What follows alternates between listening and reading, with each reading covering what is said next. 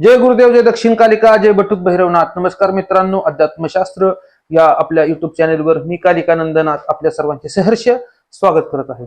मित्रांनो, आज व्हिडिओ बनवण्याचं कारण की आपल्या एका सबस्क्रायबरने प्रश्न विचारलेला आहे. त्यांची अशी कमेंट आहे की मुसोबाला आम्ही नवस बोललोय, मुसोबा आमच्या नवसाला पावलाय, मुसोबाला आम्हाला कोंबडा कापायचा आहे, त्याला मटणाचा निवेद आम्हाला द्यायचा आहे, अशी त्यांची इच्छा आहे. तर मित्रांनो, ह्या ठिकाणी मी सांगू शकतो, मुसोबा हा मुळात महिषासूर नावाचा एक असुर देवीच्या हातनं त्याला मृत्यू प्राप्त झाल्यानंतर देवीची सायुज्यता त्याला मुक्ती प्राप्त झाल्यानंतर त्याला देवीसोबत पूजला जातो. आणि हे शास्त्रोक्त आहे, ह्याच्यामध्ये वर्णन आहे शास्त्रामध्ये, ग्रंथांमध्ये, दुर्गा सप्तशतीमध्ये तसं वर्णन आहे की महिषासुराला देवी सायुज्यता प्राप्त झाल्यामुळे त्याचं सुद्धा पूजन केलं पाहिजे आणि त्याला पूजन दिलं पाहिजे अंशात्मक. परंतु कुठल्याही स्थितीमध्ये मूळ देवता सोडून ह्या मुसोबा, वेताळ ह्या इत्यादी ज्या देवता आहेत त्यांना इष्ट देवता बनवण्याची पद्धत हिंदू धर्मामध्ये नाही. हिंदू धर्मामध्ये इतर देवी देवतांना भूत, राक्षस, वेताळ, पिशाच्यांना सुद्धा पूजन दिलं जातं, नाम मात्र पूजन दिलं जातं, एक अंश विधी म्हणून. त्यांना इष्ट देवता केलं जात नाही, पहिली गोष्ट.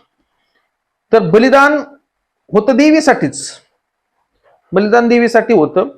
आणि भगवान शिवशंकरांनी तंत्रशास्त्रामध्ये असं सांगितलेलं आहे की देवी बली विना हिंसा सर्वथा वर्जयेत, देवी बली विना हिंसा सर्वथा वर्जयेत. ज्या ज्या ठिकाणी भगवान शिवशंकरांचे अवतार असतील, ज्या पद्धतीनं मार्तंड भैरव, खंडोबा, काळ भैरव, नाथमुस्कुबा, हे असे जे देव अवतारी, शिव अवतारी जे काय अवतार आहेत किंवा जगदंबेचे जे अवतार आहेत त्यांच्यासाठी बलिदान करण्याची पद्धत आहे हिंदू धर्मामध्ये. परंतु तुम्हाला राक्षसासाठी बलिदान करायचे, दैत्यासाठी बलिदान करायचे, तर तो एक जीव आहे हे लक्षात घ्या.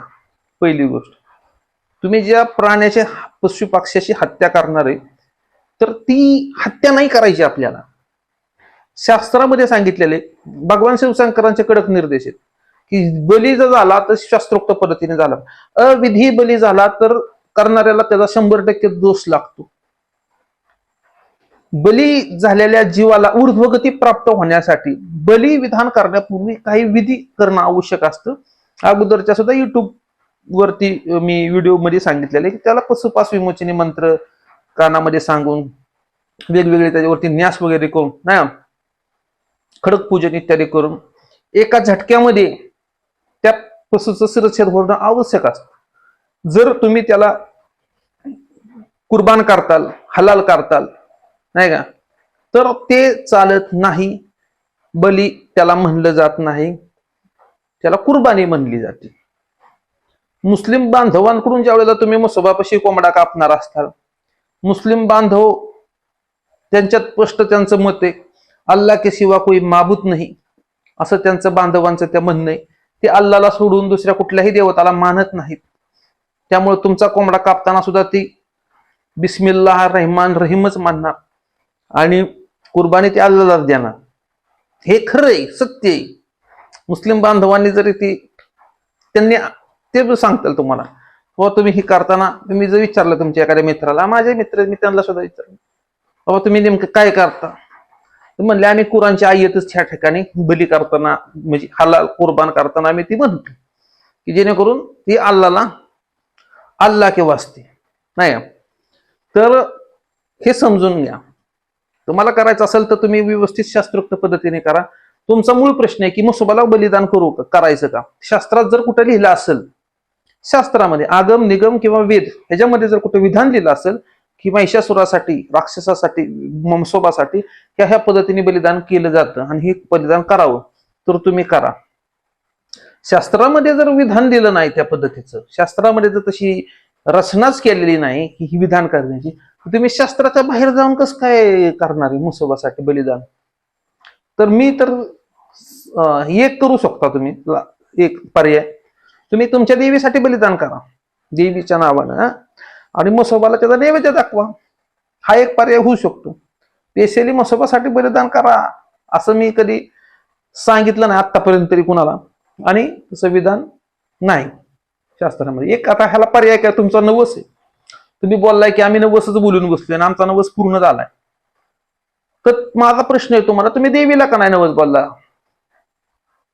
देवीला म्हणजे पंचब्रह्म आहेत, ह्यांच्यापैकी एखाद्या देवतेला का नाही नवस बोलला तुम्ही? गणपतीला, विष्णूला, सूर्यनारायणाला, नाही का, शंकराला. हे 5 देव आहेत पंचब्रह्म: सूर्य, गणपती, विष्णू, शंकर आणि देवी.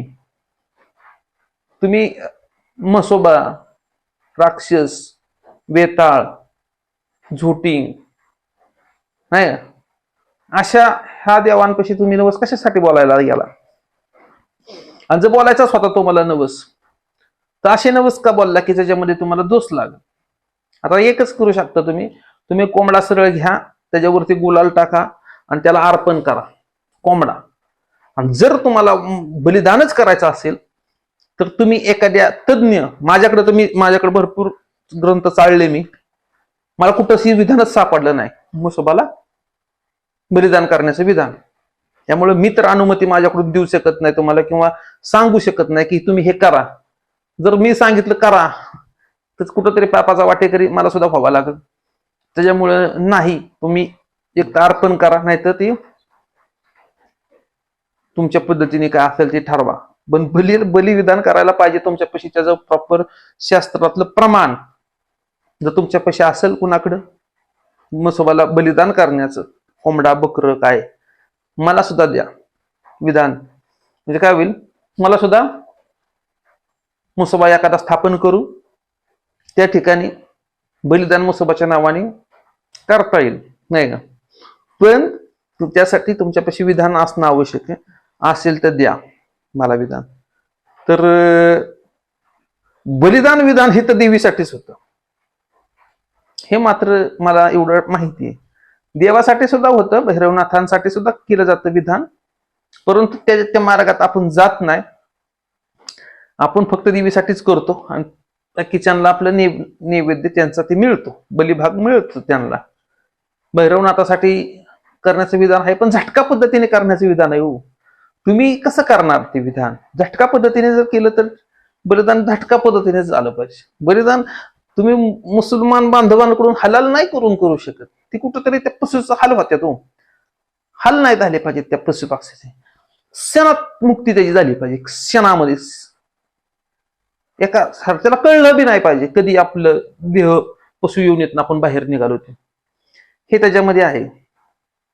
तर माझ्या सबस्क्रायबरांना विनंती, तुम्ही सुद्धा शोध घ्या शास्त्र ग्रंथामध्ये, आगम दिगम वेद इत्यादी ग्रंथामध्ये तुम्हाला प्रमाण गावलं तर मला प्रमाण द्या.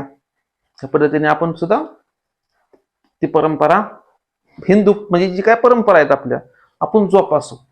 पण ज्या अवैदिक आणि म्हणजे ही विधी आहेत, जे नियमाला धरून नाहीत, विधीला धरून नाहीत, त्या विधींचा कुठेतरी तुम्ही त्याला तिलांजली द्यायला शिका, असं माझं म्हणणं आहे. अविधी करू नका, विधियुक्त करा. विधियुक्त शास्त्र ग्रंथाच्या आधारे करा, वेदशास्त्राच्या आधारे करा. हे ह्या व्हिडिओच्या माध्यमातून सांगायचंय. कुठेतरी आपण चुकतोय. साधी गोष्ट आहे, तुम्ही हिंदू पद्धतीने बलिदान करा, एक वैदिक पद्धतीने. एक मुसलमान बांधव बघा तुम्ही, इतके कट्टर असतात ते, तुमच्या त्या बलीला शिवणार सुद्धा नाही. ते म्हणतील की आम्ही ह्याला शिव सुद्धा शकत नाही. तुम्ही आपल्या हिंदू पद्धतीने केलं तर, आहे का. तर करायचंय तुम्हाला तर तुम्ही करा, पण हिंदू पद्धतीने करा. हिंदू देवांसाठी बलिदान झाला पाहिजे तर हिंदूच पद्धतीने झाला पाहिजे. मुसलमानांची पद्धतीचे देवता असतील, तुमचे पीर वगैरे तुम्ही पूजत असताल, त्यांना ती त्यांच्या पद्धतीने, ती इस्लामिक पद्धत आहे ती सगळी. त्या पद्धतीने तुम्हाला करत असेल तर त्याला काय माझा विरोध नाही, पण ती इस्लामिक देवता पाहिजे तुमचं, नाही का. ती इस्लाम धर्माचे नियमातनं तुम्हाला ती आहे. म्हणजे उदाहरण मला काय सांगायचं, तुम्ही म्हणताल आम्हाला पीर आहे, मग पीराला आम्हाला बलिदान करायचंय, मग तिथं झटका पद्धतीने तुम्ही कसं काय करणार बलिदान? मग तिथे तुम्हाला मुसलमानच बोलवावं लागणार. मग ती आयत कलमा बिलमा वाचणार आणि पीराला कुर्बानी देणार ती त्यांच्या पद्धतीने, कारण की पीर ही इस्लामिक दैवत आहे, नाही का. पिराव माझा एक व्हिडिओ आहे पाठीमागं, ती पण बघा, त्यात तुला पिराला पण आपण असं नाही म्हणत की पीर नाही आहेत, पीर आहेत, पीर सुद्धा पावतात, पण ती इस्लामिक पद्धतीने त्याचा विधी झाला पाहिजे. मुसोबा असेल तुमचा, देवी असेल, भैरवनाथ असेल, हिंदू पद्धतीने त्याचा झाला पाहिजे. विधी हिंदू पद्धतीने झाला पाहिजे, त्या बलीचं प्रॉपर पूजन अर्चन करून झाला पाहिजे, शास्त्रग्रंथाच्या आधारे झाला पाहिजे. हे व्हिडिओच्या माध्यमातून सांगायचे. मी दिलेली माहिती आवडली असेल तर लाईक करा, शेअर करा, सबस्क्राईब करा. तुम्हालाही मी सांगितलेलं म्हणणं पटलं का? पटलं असेल तर योग्य बोललाय तुम्ही असं सांगा. जर नसेल पटलं, तुमचं म्हणणं असेल की बाबा म्हसोबाला ही बली दिला पाहिजे, तर तुम्ही मला शास्त्राचे दाखले द्या कुठल्या तरी, ही कुठल्या शास्त्रानुसार ही आहे आणि त्याचा विधान पण मला द्या. मला मिळलं तर आनंद होईल. नाही का, शास्त्राचा आधार द्या. मोघम कुणी सांगू नका, नाही का, ते काय नाही त्याच्या गुलाल टाकायचा आणि काय नाही ती कापायचा असलं नाही. ह्याला काही शास्त्र म्हणत नाही. हे आपलं बुलबच्चनगिरी तसे नाही. शास्त्राच्या आधारे तुम्ही मला सांगा, मग आपण त्या गोष्टी मान्य करू. मी दिलेली माहिती आवडली असेल लाईक करा, शेअर करा, सबस्क्राईब करा. धन्यवाद.